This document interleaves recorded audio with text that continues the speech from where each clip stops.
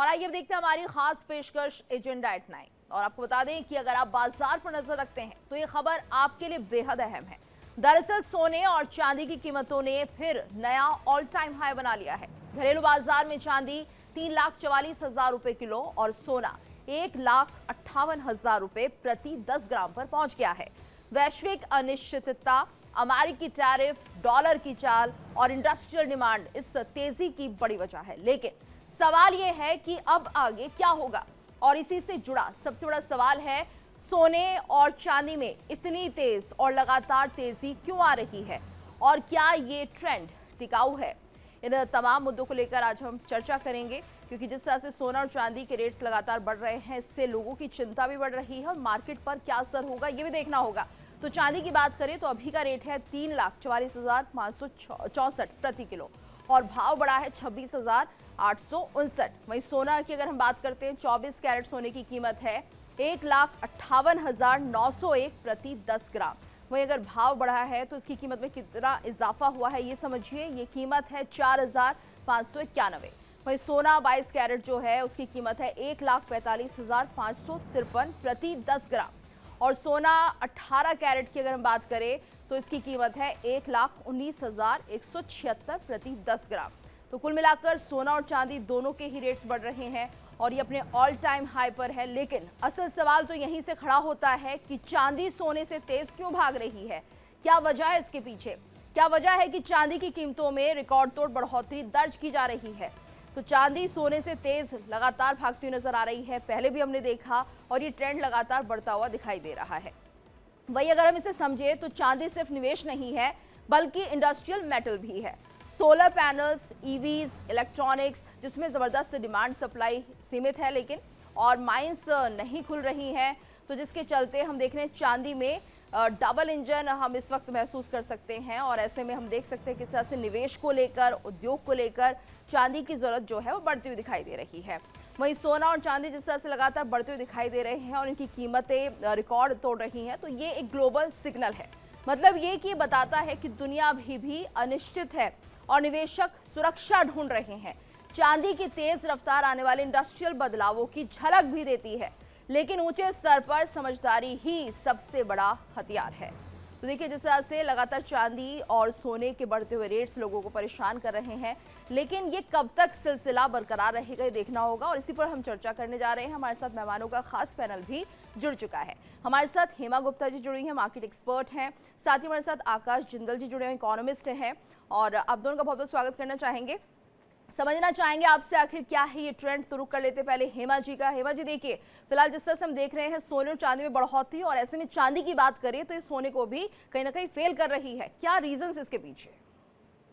जी, पहले तो मैं ये बता दूँ जो आपने अभी रेट बताया है उससे भी बढ़ चुका है क्योंकि अभी सुबह-सुबह बाज़ार खुल चुका है, तो जी। हमने देखा कि चांदी ने 3,75,000 का रेट लगा दिया है और $115 जो है वो यूएस का रेट है इस टाइम पे, बड़ा ही शॉकिंग और ऐतिहासिक रेट है। और अगर मैं वहीं गोल्ड की बात करूँ तो 1,60,000 के पार जाता हुआ यहाँ पे गोल्ड नज़र आता है। हम्म। तो देखिए जो भी ग्लोबल सेंटीमेंट बने हुए हैं, यहाँ पे वॉर की सिचुएशन बनी हुई है ईरान के साथ और पीछे जो वेनेजुला में हुआ और जितने भी ये प्रॉब्लम्स है, ये कहीं न कहीं हमेशा सोने-चांदी को तेज़ करती है, मेटल्स को तेज़ करती है और इकोनॉमी को डाउन करती है और कहीं न कहीं इक्विटी में स्लो डाउन आता है। तो हमने देखा कि इक्विटी मार्केट कंटिन्यू नीचे जा रही है और गोल्ड, सिल्वर बढ़ रहे हैं। और मुझे लगता है कि अब देखिए डॉलर भी तो कमज़ोर नहीं हो रहा है, हमारा रूपी है वो एप्रिशिएट होता हुआ हमें दिखाई नहीं देता।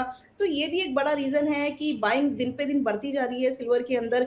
इंडस्ट्रियल यूज़ भी सिल्वर का बहुत ज़्यादा है अगर हम देखें गोल्ड के कंपैरिज़न में, तो ये भी एक बड़ा रीज़न है जो सोने और चांदी को लगातार बढ़ोतरी दे रहा है। हालाँकि गोल्ड इतना सिल्वर के कंपैरिज़न में नहीं बढ़ा है, लेकिन मुझे लगता है कि गोल्ड की जो तेज़ी है वो अभी बाकी है और आगे आने वाले टाइम में हम गोल्ड की भी तेज़ी देखेंगे।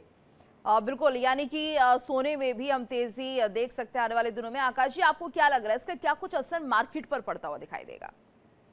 देखिए पहले तो रीजंस क्लियरली समझ लें। सबसे पहले तो जियोपॉलिटिकल डिसऑर्डर्स जो चल रहे हैं, जियोपॉलिटिकल डिस्टर्बेंसेस चल रही हैं। हम्म। रशिया यूक्रेन वॉर चल रही है।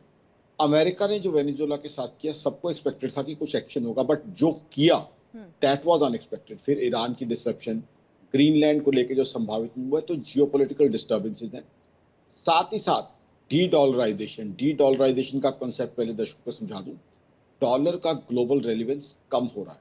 अब सेंट्रल बैंक्स यानी जो जैसे हिंदुस्तान में आरबीआई है, वो ज़्यादातर जो है डॉलर की जगह गोल्ड स्टोर कर रहे हैं। ऐसे में गोल्ड का रेलिवेंस बढ़ रहा है। फिर सेफ हेवन बाइंग, हेजिंग के लिए बाइंग हो रही है गोल्ड की। चांदी ऑफ कोर्स इंडस्ट्रियल यूजेज है, चाहे ईवीज हों, चाहे सोलर हों, चाहे और कई इक्विपमेंट्स हैं, मेडिसिन में यूज़ होती है चांदी, इलेक्ट्रॉनिक्स में यूज़ होती है। यहाँ मैं एक बता दूँ, गोल्ड अभी भी, जो व्यूअर जानना चाहते होंगे, गोल्ड अभी भी परचेज किया जा सकता है, अभी भी अच्छी बाय है। कारण क्या है? डिमांड सप्लाई मिसमैच है। गोल्ड की जो एग्जिस्टिंग माइंस हैं उनकी एक्सट्रैक्शन कैपेबिलिटी कम हो रही है, नई माइंस की डिस्कवरी और भी कम हो रही है। तो ऐसे में gold still is a good buy. और गोल्ड खासकर जो महिलाएं जानना चाहती होंगी, अगर ज्वेलरी शेप में भी लिया जाता है, चाहे उसमें 10-15-20% मेकिंग चार्जेस, मोती वगैरह लगते हैं, that also is a good buy, because उसमें क्या है, whenever you buy jewelry there's an emotional attachment with that, so that their long term is embedded, so you are compulsorily buying for 20 years, 25 years, even it's passed on to generations, maybe for 50 years. So that's why gold still can be bought, but silver I think is in a risky terrain, because silver, if you observe, silver has been highly volatile. And though the demand of silver has been high, but you compare it with October, has the demand for silver grown 4 times? No, it hasn't. So what I'm saying is silver, I would say normal investors, small investors, to stay away from silver. Professionals who are traders, they can be there in silver. But gold, I think if somebody is planning a marriage also in the family, in the coming 3 months, 6 months, he can go in for gold. If somebody wants to buy jewelry also, that's okay. And if somebody otherwise wants to buy gold for long term, I think it's a good bet still, because demand supply mismatch is going to continue. Demand is going to increase. Plus the tariff is wrecking the global economy. See, there's a clear cut global slowdown, and the global slowdown may very well get the global economy into a recession. So gold is something which is a good buy. Till 1971, we were used to gold standard, where the gold prices were not increasing because the way US and Europe were treating gold. But now gold prices are increasing, and gold is a good buy. What I'll suggest बिल्कुल is आकाश जी, आप that सही कह रहे हैं। आपने वजह भी बताई और साथ ही आपने बताया कि किस तरह से असर पड़ेगा मार्केट पर। लेकिन आपसे एक रिक्वेस्ट है कि हिंदी व्यूअर्स जो हमारे साथ जुड़े हुए हैं वो भी समझ पाएं आपकी बातों को। तो आसान शब्दों में किस तरह से जो मार्केट है उस पर असर पड़ता हुआ दिखाई दे रहा है, और क्या करें जो मिडिल क्लास फैमिलीज हैं उनके लिए किस तरह से जो सिचुएशन है उसे उन्हें हैंडल करना चाहिए। जी, मैं हिंदी में जवाब दूंगा। जी। देखिए, मेरे हिसाब से मिडिल क्लास जो फैमिलीज हैं, अगर परिवार में कोई शादी है 3 महीने 6 महीने में, और अभी सोना खरीदना चाहते हैं तो खरीद दीजिए। रिकमेंडेशन मेरी क्लियर है। अगर आप जेवर खरीदना चाहते हैं तो जेवर भी खरीद सकते हैं, ठीक है, उसमें 10-15-20% मेकिंग चार्जेस, मोती के चार्जेस आ जाते हैं। बट जेवर जब भी आप लेते हैं तो उसमें लॉन्ग टर्म के लिए इन्वेस्टमेंट हो जाती है, क्योंकि वहाँ एक इमोशनल एक लगाव होता है ज्वेलरी से, जो है 20 साल 25 साल रखी जाती है, कई बार तो पुश्तों तक रखी जाती है। तो इसलिए लॉन्ग टर्म उसके अंदर एम्बेडेड हो जाता है। और तीसरा, जैसे मैंने बताया, डिमांड सप्लाई मिसमैच रहेगा इसमें, क्योंकि सोने की जो नई खानें हैं उनकी डिस्कवरी उतनी नहीं हो रही, और एग्जिस्टिंग माइंस की जो एक्सट्रैक्शन कैपेबिलिटी है, सोना पैदा करने की कैपेबिलिटी, वो कम होती जा रही है। जी। तो सोना मेरे हिसाब से हर पोर्टफोलियो का हिस्सा होना चाहिए। जैसे हर व्यक्ति के इन्वेस्टमेंट पोर्टफोलियो में आज की तारीख में स्टॉक्स हैं, म्यूचुअल फंड्स हैं, एफडीज हैं, पोस्ट ऑफिस इन्वेस्टमेंट है, ऐसे सोने को भी रखें। सिल्वर मैं ये कहूंगा प्रोफेशनल्स के लिए छोड़ दें, क्योंकि सिल्वर की वॉलेटिलिटी, सिल्वर में फ्लक्चुएशंस बहुत ज्यादा रही हैं। और अगर आप ट्रैक रिकॉर्ड भी देखें, अच्छा, सिल्वर में इंडस्ट्रियल डिमांड बढ़ी है, बट क्या उतनी ज्यादा इंडस्ट्रियल डिमांड बढ़ गई है? क्या 2 महीने में ही इतने ज्यादा ईवीज बनना शुरू हो गए हैं? क्या 2 महीने में सोलर की रिक्वायरमेंट इतनी बढ़ गई है? डिफेंस में उतनी ज्यादा रिक्वायरमेंट बढ़ गई है कि 2 महीने में कि रेट इतने ज्यादा बढ़ने चाहिए थे? तो मेरे हिसाब से जवाब तो ना है। ऐसा तो हुआ नहीं कि all of sudden 3 Guna EVs बिकने लग गए, या सोलर जो है इक्विपमेंट 3 गुना बिकने लग गए। यानी तो कि वहां ये निवेशकों के मन में डर है, जिसके चलते वो ज्यादा से ज्यादा चांदी खरीद रहे हैं। हेमा जी, आपसे भी समझना चाहेंगे कि क्या वाकई ऐसा लग रहा है निवेशकों को कि आने वाले दिनों में ये और महंगी ना हो जाए? और अगर हम बात करते हैं नॉर्मल लोगों की, तो क्या उन्हें भी चांदी खरीद लेनी चाहिए भविष्य के लिए, क्योंकि ये रेट्स तो लगातार हाइक पर है? देखिए, मैं आकाश जी से बिल्कुल सहमति रखती हूँ। आप ये समझिए, ये जो बबल है, ये मुझे लगता है कि ये जो सिल्वर में है, ये एक बबल ही क्रिएट है। क्योंकि रियली में इतने सारे यूसेज नहीं आए हैं, नहीं क्रिएट ऐसी अपॉर्च्युनिटीज़ हुई है कि हमें सडन इतनी ज़रूरत पड़ गई है। और दूसरी बात आप ये समझिए कि जैसे मैं आपको बताया मैंने कि मैं मार्केट में काम करती हूँ, एक्सचेंज में काम करती हूँ, तो मैंने देखा है यहाँ पे कि एक हेवी शॉर्ट पोज़ीशन भी खड़ी है सिल्वर को लेके।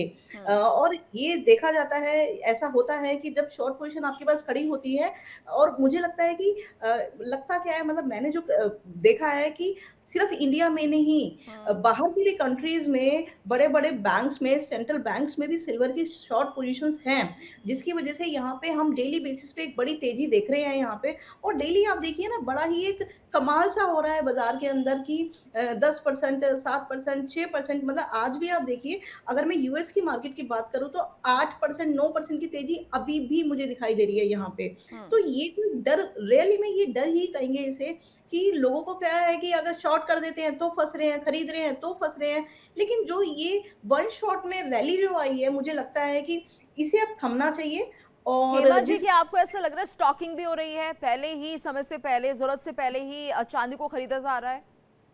देखिए, मुझे लगता है कि स्टॉकिंग से ज़्यादा इसकी हेजिंग हो रही है। हुँ। हेजिंग में ये होता है कि जिन लोगों के पास ऑलरेडी सिल्वर पड़ा हुआ था और हुँ। सिल्वर में जो एक बम्पर तेज़ी आई है, जी। उसमें डर जो लगता है ना, उस डर हुँ। के अगेंस्ट में उन्होंने अपनी पोज़ीशन को हेज किया है। हुँ। और हेज करने के बाद क्या होता है, जितने भी ऑपरेटर्स होते हैं, वो हेजिंग पोज़ीशंस को देखते हैं हुँ। और वो कहीं न कहीं बाज़ार को उसके ऑपोज़िट चलाते हैं।